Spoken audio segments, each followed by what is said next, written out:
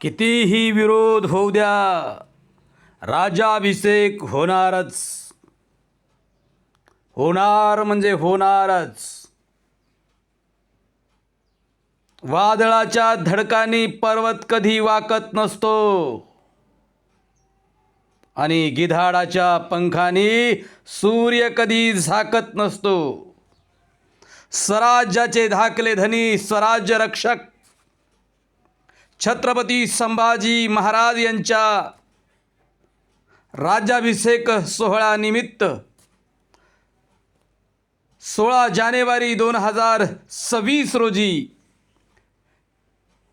राज्याभिषेक वर्धापन दिनाच्या तमाम मराठी भाषिक जनतेला, तमाम मावळ्यांना हार्दिक शुभेच्छा.